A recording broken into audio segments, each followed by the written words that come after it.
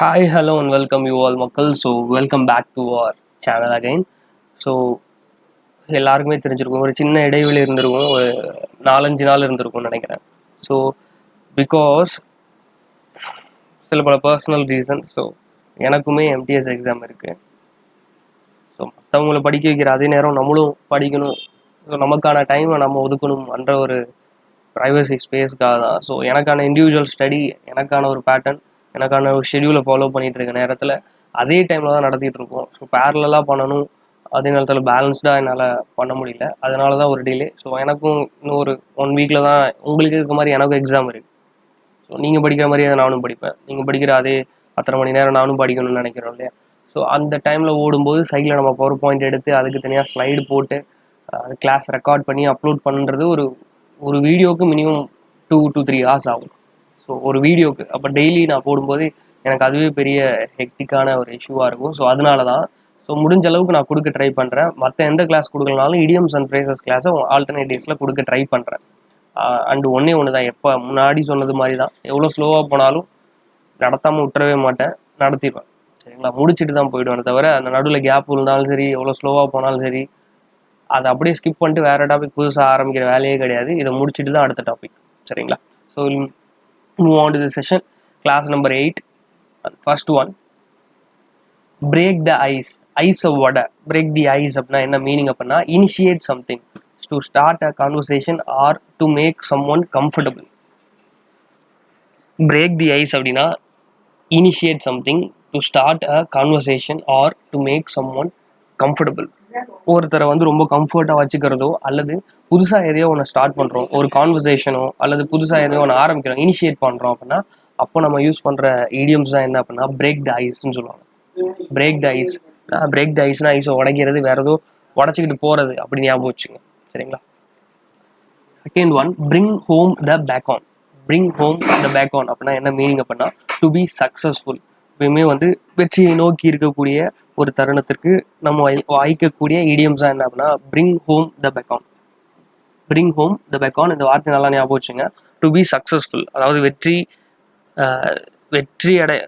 அடைஞ்சிக்கிட்டே இருக்கக்கூடிய ஒரு தருணத்தில் யூஸ் பண்ணுற வார்த்தை bring home to the bacon. Next one, bring the house down. வீட்டை கீழே கொண்டு வரது. நார்மலாக பார்த்தீங்கன்னா பிரிங் த ஹவுஸ் டவுன், அந்த ஹவுஸை கீழே கொண்டு வரது மாதிரி இருக்கும். அதுக்கான proper meaning, made the audience applaud enthusiastically. என்தூசியாஸ்டிக்கலினா ரொம்ப சந்தோஷமாக. ஸோ அங்கே இருக்க ஆடியன்ஸை சந்தோஷமாக கைத்தட்டி என்ஜாய் பண்ணக்கூடிய தருணத்துக்கு என்ன சொல்லுவாங்க அப்படின்னா bring the house down. So எப்படி ஞாபகம் வச்சுக்கலாம்னா, எல்லாருமே வீட்டிலேருந்து இறங்கி சந்தோஷமாக இருக்காங்க. எல்லாருமே வீட்டிலேருந்து இறங்கி கீழே சந்தோஷமாக இருக்காங்க. அப்போ என்ன யூஸ் பண்ணலாம் அப்படின்னா made the audience applaud enthusiastically அப்படின்ற வார்த்தை ரொம்ப ரொம்ப முக்கியம். நல்லா நோட் பண்ணிக்கோங்க. Next one, broke down. உடஞ்சி விழுவுறோம் அப்படின்னு. உடஞ்சிட்டான்டா, அந்த இடத்துல நான் ரொம்ப உடஞ்சிட்டேன், இந்த மேட்ச் தோற்றதுக்கப்புறம், இந்த எக்ஸாம் ஃபெயில் ஆனதுக்கப்புறம் நான் ரொம்ப உடஞ்சிட்டேன்னு சொல்கிறது. ஸோ ப்ரோக் டவுன் அப்படின்னா வெப்ட் பிட்டர்லி அல்லது கிரைட் அப்படின்னு சொல்லலாம். நான் மொத்தமாக உடஞ்சிட்டேன், ரொம்ப அழுதேன் அப்படின்னு சொல்கிறது ப்ரோக் டவுன். இந்த வார்த்தையை நிறைய பேர் யூஸ் பண்ணியிருக்கலாம். Next one, brought up. Brought அப்னா தூக்கி வளர்க்குறதுக்கு கிடையாது. சரிங்களா? நம்ம ப்ராட் அப் சைல்டு அல்லது இந்த மாதிரி வார்த்தையை யூஸ் பண்ணியிருப்போம். பட் கரெக்டான idioms and phrases என்ன அப்படின்னா introduced for discussion. Brought up அப்படின்னா இந்த டாபிக் எடுத்துகிட்டு வந்திருக்கோம், so today we are discussing about அப்படின்ற இடத்துல நம்ம யூஸ் பண்ணக்கூடிய idioms தான் என்ன அப்படின்னா ப்ராட் அப் அப்படின்ற ஒரு idioms and phrases. சரிங்களா? ரொம்ப இம்பார்ட்டன்ட், அதாவது நோட் பண்ணி வச்சுக்கோங்க. பார்க்கக்கூடிய எல்லாருமே இம்பார்ட்டன்ட் தான். ஸோ idioms and phrases பொறுத்த அளவுக்கு ஒரு வாட்டி கேட்டதை கொண்டு திருப்பி கேட்குறாங்க. மோஸ்ட் ரிப்பீட்டட் தான் கேட்கணும்னு அவசியம் இல்லை, எப்படி வேணால் கேட்பாங்க. ஸோ MTSஐ பொறுத்தளவுக்கு ஸோ எல்லாத்தையுமே படிங்க. நெக்ஸ்ட் ஒன், பில்ட் கேஸ்டல்ஸ் இன் தி ஏர். காற்றுலேயே ஒருத்தன் வீடு கட்டுறான்.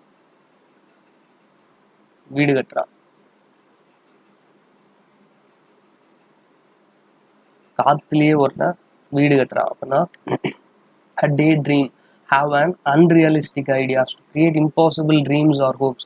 வீடு கட்ட முடியுமா காற்றுல? முடியாது. ஸோ டே ட்ரீம், ஒரு பகல் கனவு போல, அல்லது ஒரு உண்மை இல்லாத ஒரு ஐடியாஸ் கொண்டது, அல்லது to create impossible dreams or hopes. அது பாசிபிளே இல்லாத ஒரு ட்ரீம்ஸையோ ஒரு நம்பிக்கையோ ஒரு கனவையோ வச்சிருக்கக்கூடிய வரைக்கும் என்ன பேர் சொல்லலாம் அப்படின்னா பில்ட் கேஸ்டல்ஸ் இன் தி ஏர் அப்படின்னு சொல்லலாம். சரிங்களா? Next one, burn your boats. Do something that makes it impossible to return to the previous situation.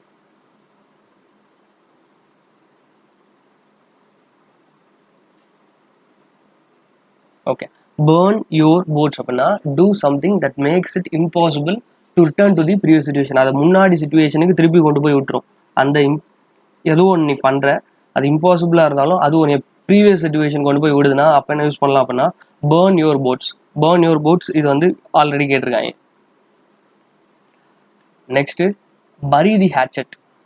bury the hatchet அப்படின்னா பரினாலே அது மூடி புதைக்கிறதுக்கான அர்த்தம் தான். ஸோ இதுக்கு முன்னாடி நம்ம நிறைய சண்டை போட்டிருக்கோம், அதை வந்து மறந்து விட்டுறது. டு மேக் பீஸ் அல்லது forget past quarrels.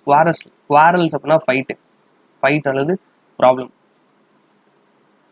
So forget past குவாரல்ஸ்னா பழசை மறக்கிறது, அல்லது டு மேக் பீஸ் அப்படின்னா அமைதியை விரும்புறது. ஸோ bury the hatchet அப்படின்னா என்ன மீனிங் அப்படின்னா டு மேக் பீஸ் அல்லது forget past quarrels. Next one butterflies in the stomach. So இது வந்து நிறைய படத்தில் இந்த வார்த்தையை நீங்கள் கேட்டிருக்கலாம். பட்டர்ஃப்ளைஸ் இன் ஸ்டொமக்னா to be anxious and nervous அப்படின்னு சொல்லலாம். அது வயிற்றில் பட்டாம்பூச்சி பறக்குதுன்னு சொல்கிறது. இந்த சினிமா டயலாகாக நிறையா வரக்கூடியது. புதுசாக ஒரு பொண்ணை பார்த்துட்டு போகக்கூடிய அந்த தருணத்தில் வரும், என் வயிற்றில் பட்டாம்பூச்சி பறக்குதுன்னு சொல்லுவாங்க. ஸோ இது அந்த இடியம்ஸை அப்படியே நம்ம ப்ராபபாக மாற்றினது தான். ஸோ நம்ம தமிழில் யூஸ் பண்ணுற ஒரு பழமொழியாக மாறிடுச்சு. ஸோ அதுக்கு பேர் ரொம்ப நர்வஸாக, ரொம்ப ஒரு நடுக்கத்தோடு இருப்பாங்க இல்லையா, பதப்பதப்பு இருக்கும். ஸோ அதுக்கு பேர் தான் butterflies in the stomach. Next one by fair means or foul. By ஃபேர்னா ரொம்ப நேர்மையாக விளையாடுறது, ஃபவுல்னா என்ன தப்பு பண்ணி விளையாடுறது.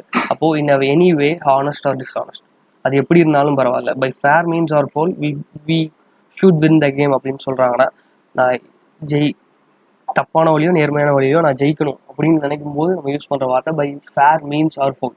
இன் any way honest or dishonest, ஹானஸ்டாகவும் இருக்கலாம் டிஸ்ஹானஸ்டாகவும் இருக்கலாம். Next one by fits and starts. By fits and ஸ்டார்ட்ஸ்னா அன்ஸ்டடி அல்லது இர்ரெகுலராக இருக்கிறது.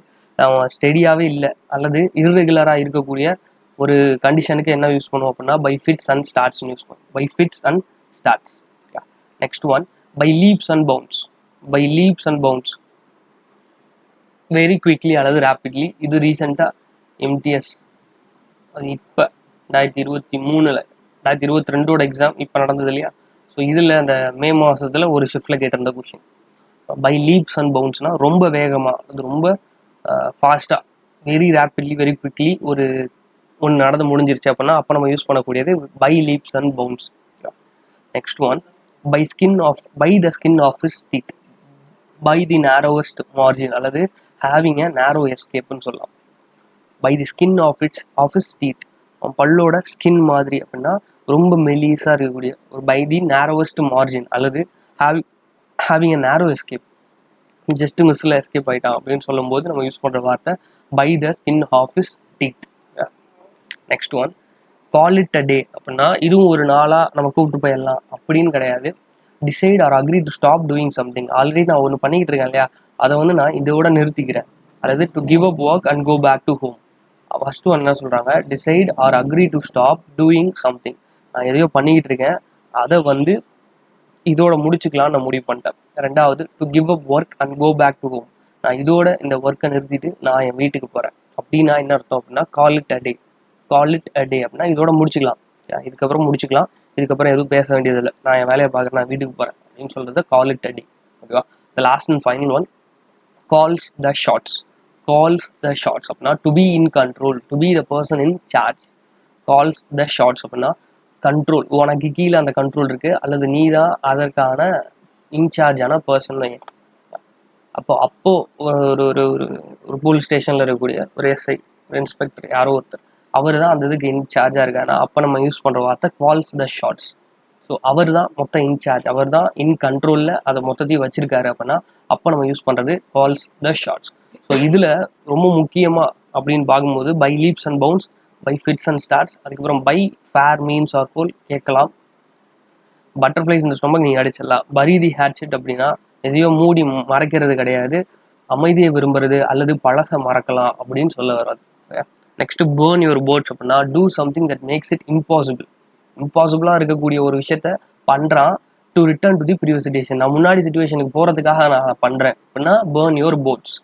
Next build castles in the ஏர்னா டே ட்ரீம், பகல் கனவு, நடக்கவே முடியாது, காற்றுல வீடு கட்டுறது மாதிரியான ஒரு கனவு கண்டுறது, அன்ரியலிஸ்டிக் ட்ரீம்ஸ் அல்லது இம்பாசிபிள் ட்ரீம்ஸ்னு சொல்லலாம். நெக்ஸ்ட் brought up அப்படின்னா வளர்க்குறது கிடையாது, introduced for discussion. Next broke டவுன்னா அழுகுறது தெரியும் உங்களுக்கு. bring the house down அப்படின்னா எல்லாரும் கீழே இறங்கி வந்து கிளாப் தட்டுறாங்க அப்படின்னு. Mat the audience applaud enthusiastically, ரொம்ப எனர்ஜெட்டிக்காக வந்து யாருமே வந்து ஈடுபாடோட அதை கொண்டாடுறாங்க அப்படின்னு சொல்லலாம். நெக்ஸ்ட்டு பிரிங் ஹோம் த பெக்கான் அப்படின்னா டு பி வெரி சக்ஸஸ்ஃபுல், ரொம்ப சக்ஸஸ்ஃபுல்லாக இருக்கா அப்படின்னு சொல்ல வர்றது. And last one break the ice அப்படின்னா புதுசாக எதையோ ஒன்று உருவாக்குறது, initiate something to start a conversation அல்லது to make someone comfortable, ஒருத்தனை கம்ஃபர்டபுளாக வச்சுக்கிறது. இது எல்லாத்துக்குமே என்ன மீனிங் அப்படின்னா பிரேக் த ஐஸ் அப்படின்னு சொல்லலாம். சரிங்களா? ஸோ இன்னைக்கான 15 முடிஞ்சு. அண்ட் கண்டிப்பாக ஆல்டர்னேட் டேஸான இன்னைக்குன்னா டே ஆஃப்டர் டுமாரோ உங்களுக்கு கிளாஸ் நம்பர் 9 கட்டாயமாக வந்துடும். ஸோ அதையுமே முடிஞ்ச அளவுக்கு இன்னைக்கு அல்லது நாளைக்குள்ளே நான் ரெக்கார்ட் பண்ணி அதையும் அப்லோட் பண்ணிடுறேன். அண்ட் அதை கொஞ்சம் கொஞ்சமாக நம்ம அந்த Booker prize, Grammy awards, Nobel prize, Oscar awards, Bharat Ratna, Padma Shri, Padma Bhushan, so இதோட ஹிஸ்டாரிக்கல் ஃபேக்ட்ஸு, அதே மாதிரி ரீசெண்ட் அவார்டில் யார் வின் பண்ணியிருக்கா, இந்தியன்ஸ் யார், இதெல்லாமே தெரிஞ்சுக்கோங்க.